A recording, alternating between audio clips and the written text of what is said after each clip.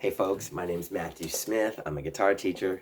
I've been teaching for a long time. This is my third video in this little series of beginning to learn guitar that I'm making. My first video covered how to sit with the guitar, the two different guitar positions that exist, why you would use one or the other. And the second video dealt directly with tuning the guitar, which for any guitar player, that's after you figure out how to sit with it, that's immediately the next thing you would do almost every time you play. This video is probably not exciting content and as far as showing you how to play, but I wouldn't be doing what I set out to do, and which is to convey all the important information I've learned over my 30 some years of studying, playing, and teaching guitar if I just didn't talk about this. So I think it's important. Bear with me. The next thing you're going to deal with is how are you going to learn the guitar? And the guitar, learning guitar and guitar teaching it's kind of like the Wild West, and it's not like learning almost every other instrument like piano or violin or flute. And what I mean is almost every other instrument you would learn with a method book. You would start off in your first lesson learning how to make single notes, and every time you make a sound on your guitar, you would also at that same time be learning what that note looks like on the music staff. And everything you play would be directed by note reading, and you'd be systematically learning how to read music as you learn to move your fingers on the instrument. And this is just logical, traditional, strong methodological way to learn music on any instrument, truly.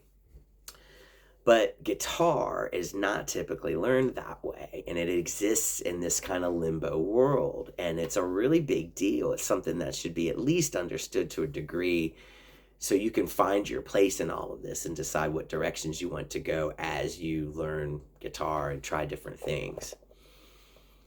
So you can learn guitar classically and methodically. You can find a classically trained teacher. They might even want you to play on a nylon string, what we call classic or classical guitar. Although I do believe you can learn that kind of playing on any guitar, truthfully. And you would probably need to find an instructor that's trained to do that. Someone who's had either years of private instruction from a good classical teacher themselves, or has gone to university, college, conservatory, and is accredited, has a degree, and has gone through the training to learn how to be classically trained and how to play the guitar. And that kind of playing involves finger style. It doesn't involve singing and playing at all. You're instead reading music, and you're playing pieces by composers, much like a piano player you might be aware of does. And sometimes in that kind of classical playing, players don't really learn how to improvise. They don't really learn like how to play by ear sometimes. They don't learn how to play like popular music. They don't learn how to sing and play.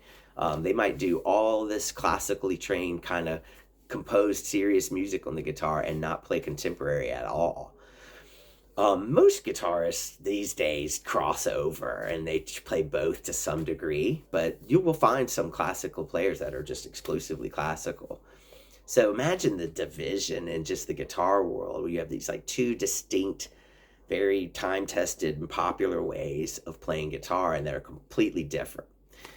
The most popular way and the typical way you see teachers and players going about learning guitar is, well, I just would call it contemporary guitar to distinguish it from the other way I mentioned, the classical way.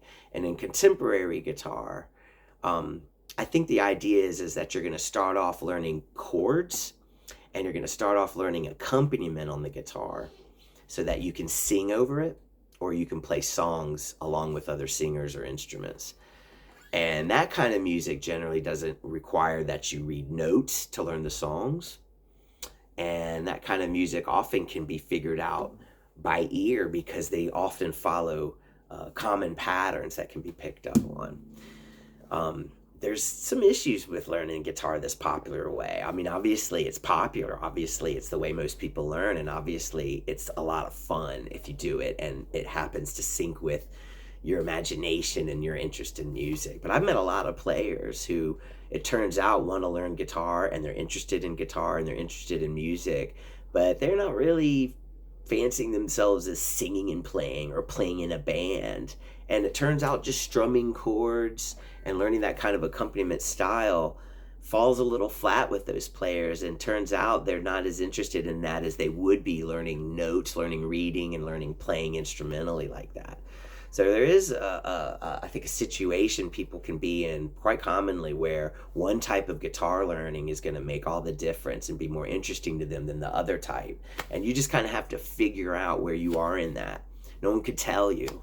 And maybe you try one and see how it goes. And if you don't like it, find a good teacher that's experienced in the other style and have them teach you that way. This is what I do for a living. So if you don't learn the classical note reading methodical way, just know that you're probably going to learn chords first. And while this is very common, and players who do it make it look easy, just come into this knowing that there's some musically unsound and illogical kind of concepts tied into this whole learning chords first thing. The truth is a chord is defined by combining individual notes together. So when I play a chord, I'm actually hearing several different notes combined at once. Well, on most instruments or in most musical situations, you would learn the notes first. And even on guitar, it might make more sense for your hand to learn how to make one sound first and press one note first, rather than immediately jumping into trying to make groups of notes ring out, which is, it can be very difficult for a beginner. But it's just popular to learn chords first. And the whole reason for that I'll cover in my next video about it has to do with the fact that you can draw an easy picture of a guitar fretboard, unlike other instruments. And this is what caught on and eventually learned to the propensity of, people learning chords first. And that's how most people learn chords, to this day, from the diagrams that show you where to put your fingers. But yeah, it would be more logical to learn notes first. And then over time, as you learn those notes and understand what they look like on the music staff and their name, you would then learn how to put the chords together, and you would understand the chords and know what notes went into them and how they were created, and just have a better understanding of what's going on with the sounds you hear. But yeah, no, guitarists, we tend to not learn that way. We just shoot first. Maybe we'll ask questions later. We just learn the chords first. If you try to learn guitar this way and it hasn't worked for you, don't blame yourself. Don't give up and think, well, I'm not good for guitar. Guitar's not good for me. No, there's some inherent kind of problems with learning chords first, despite its extreme popularity. And despite the fact that that's how we're probably going to go about learning it in these videos. If you like this stuff, hit subscribe. Thank you.